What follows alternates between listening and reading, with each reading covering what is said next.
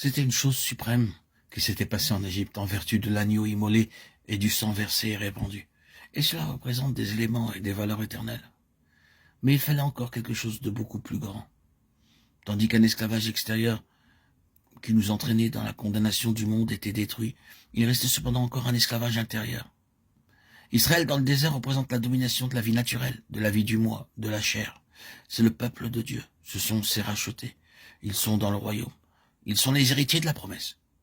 Mais ils sont incapables d'avancer, inefficaces, stériles, instables, inquiets, toujours à la merci de la vie, des sens. Ils vont parfois même jusqu'à penser qu'il serait mieux de retourner en Égypte. C'est un état étrangement contradictoire pour ceux qui sont si sûrs d'avoir été rachetés par Dieu. Cette vie du désert représente pour eux une grande dépense d'énergie. Beaucoup de laborieux efforts, de désirs et d'aspirations, beaucoup de services, de dévotion et d'activités religieuses. Mais tout cela pour n'aboutir à rien.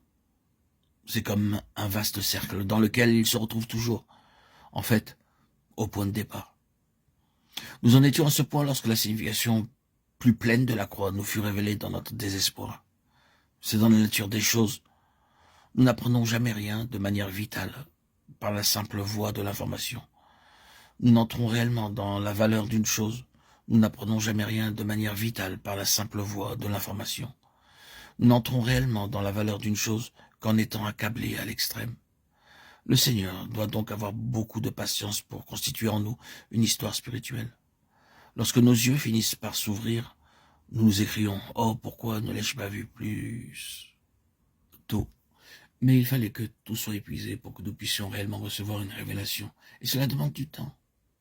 Il en fut ainsi lorsque dans cette heure sombre, nous ouvrions l'épître aux Romains au chapitre 6, et que l'interprète, comme s'il parlait à voix haute et intelligible, nous dit « Lorsque je mourus, tu mourus. Lorsque je montais sur la croix, je pris non seulement tes péchés, mais je te prie toi. Lorsque je te prie non seulement comme le pécheur que tu savais être, mais je te prie en tout ce que tu es par nature, ce qu'il y a de bon en toi, comme ce qui est mauvais, tes talents, aussi bien que tes défauts. Oui, chacune de tes propres ressources. Je t'ai pris en tant que serviteur, prédicateur, organisateur.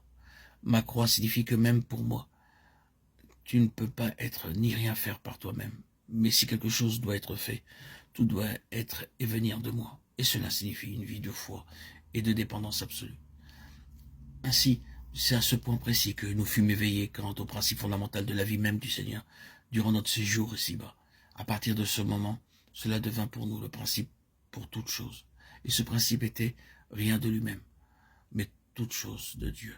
Le Fils ne peut rien faire de lui-même, à moins qu'il ne voie faire une chose au Père, car quelque chose que celui-ci fasse cela, le Fils aussi de même le fait. Jean 5, 19. Je ne puis rien faire, moi, de moi-même. Je juge selon ce que j'entends. Ma doctrine n'est pas mienne, mais de celui qui m'a envoyé.